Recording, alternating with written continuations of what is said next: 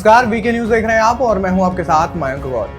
अक्सर आपने ऐसे लोगों के बारे में सुना होगा या फिर कई बार उन्हें देखा भी होगा जो कि खूब अमीर होते हैं, करोड़पति, अरबपति, खरबपति होते हैं, लेकिन उसके बाद वो अचानक वैराग्य अपना लेते हैं, साधु संतों का वेश धारण करते हैं और फिर भगवान की जो क्रिया है, बाकी सारी चीजें जैसे कि भजन में और इसके अलावा जो अनुष्ठान है उसमें मग्न हो जाते हैं और फिर जितना भी अपना एक तरीके से मोह माया है उसको त्याग देते हैं। अक्सर ऐसे किस्से देखने को कम ही मिलते हैं और सुनने को भी कम मिलते हैं, क्योंकि 100, 200, 300 करोड़ का जो मालिक होगा वो फिर सवाल ये उठता है कि ऐसा काम क्यों करेगा, क्यों वैराग्य अपनाएगा। लेकिन इसके पीछे कई कारण भी होते हैं और ऐसी कहानियां हमने भगवान बुद्ध के बारे में सुनी है। इसके अलावा कई बार हरिद्वार आप चले जाइए, बनारस आप चले जाइए, घाटों पर आपको तमाम ऐसे लोग दिख जाएंगे ढूंढने पर जो कि पहले से करोड़पति, अरबपति रहते हैं और उसके बाद वो अचानक से वैराग्य अपना लेते हैं। अब ऐसा ही एक मामला गुजरात के साबरकांठा में भी देखने को मिला है। जी हाँ, जहां पर एक दंपत्ति ने 200 करोड़ रुपए की संपत्ति को दान किया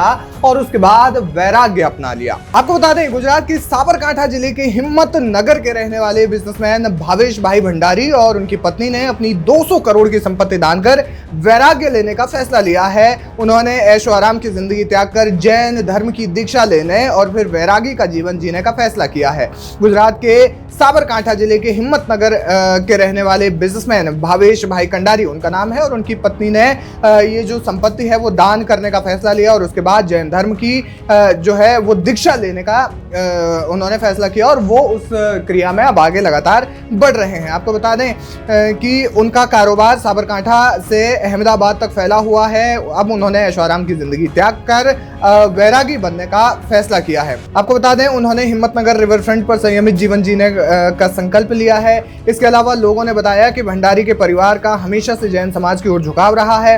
अक्सर इनके परिवार की मुलाकात दीक्षार्थियों और गुरुजनों से होती रहती थी। वैराग्य लेने के बाद भावेश भाई और उनकी पत्नी को जीवन भर भिक्षा मांगकर गुजारा करना होगा। उनको पंखा, एसी, मोबाइल फोन जैसी सुख सुविधाएं भी त्यागनी पड़ेंगी। इसके अतिरिक्त उन्हें हर जगह की पैदल यात्रा ही करनी पड़ेगी। यानी कि आप समझ सकते हैं कि किस प्रकार के जीवन से अचानक से जब वैराग्य कोई अपनाता है तो उसके मन में क्या भाव होते हैं, क्या कुछ वो सोचता है और उसके बाद सारी सुख सुविधाओं को, सारी मोह माया को त्याग कर वैरागी का जीवन जीने की एक तरीके से ये पेशकश उन्होंने की है, शुरुआत उन्होंने की है। और ये फैसला जो है अपने आप में बहुत बड़ा फैसला है, क्योंकि 200 करोड़ रुपए की संपत्ति को दान करने के बाद इस तरीके से वैराग्य जीवन जीना कोई आसान बात नहीं है। बहरहाल, जिस तरीके से उन्होंने ये फैसला लिया है उस फैसले पर आप क्या कुछ कहना चाहेंगे, हमें कमेंट करके जरूर बताएं।